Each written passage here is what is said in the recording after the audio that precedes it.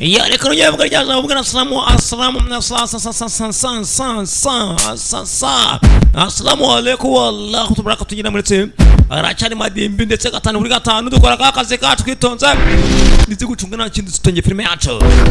arosabiriza gusa sakuni yambaye style shaziranga mwibarabara nancongo yashaje no bamuginga urakennye fata ku note imagine kujya gusabiriza ku note ndetse ugasanga ufite 2 5 njye gupfanya gushahurwa na natanu nifite ubundi uri kunsaba ngo nkongerere kuyufite abasenzi barayama barabeshya to barayama batanze 10,000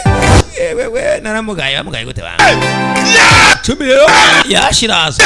usigahunda inote ni wangu bita nanga amafaranga nasika reka barakwenya aya rero nayibanje muye madiba kuri telefone yamagaba no zabuze obe madimbi amagaye kabiri ramagaye basheri amagara sheri uyu ni mramagaye nyirugwita ivutunye ndetse yavunya ka telefone simukanda kunya muri toilette yewe uyanze kwitaba ageza ko ni madimbi abunu usabiriza bite di madimbi wa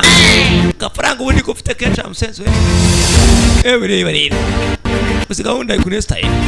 umba reba gahunda kunesta ye zone ifoto amwiba biranga kana amafaranga afite limite cyane kandi cyane amafaranga ni watunze kamuri gahunda kunesta ye na kantu wapi tugurane basi bikamwe gahunda esta ye wimuzu ipantaro ishati kila kitu aricyo bitwa n'ibirato ubundi nawe ucye uko nanyana cye ngafaranga wetereka hasi nkwereke bana kila kitu amafaranga umusenzi akurira wenyine bana kila kitu ibirato ipantaro ayakura wenyine kubera icyo umusenzi wawe we kukigena yarya ubona ko nambaye white umuginga ne meyo kajya kugenda agafaranga bandi kubatsimba nako yagasiga wasiga inote gute asiga cyo sabiriza ko hasi arangije ahita guri seta ambari iboro wanga guri iboro ambari iboro wanga aguri seta inanye na yambaraga ndindiga inawe yambara uwiniga urumva uze gwiseta ndayiranguye nanjye gutangira nkora akazi ka ukora gute uwo 10 ni tarane nge nayo ngora amnyinga fata nakashati miryo kote shani ry'abatinde ni ry'abatinde amashati y'abakire shati y'abakire kote ry'abatinde tayari fata nkwereka umusensi nekura naka kabakina kabatinde fata nakashati nakabakire we umunsi tangire waki inote gusaya tsimbye na yasize inyuma nawe usega amafaranga inyuma nibibako ndega la musenzi byo waheresha nkwereke kuresa gira neza aho birahuye aha biri maca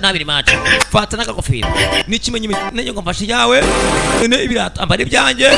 akazi ukorera ndetse amafaranga akora asabiriza ndetse aguze no muzu inshuro zigire kuri 5 aha nanjye biremba ndambaye ngaho igire wowe wakize nanjye numusabirize turaguranye seta aguze cye atwaye seta ariko telefone nazimbye nango nayiguha wapi wangu abyarakomeye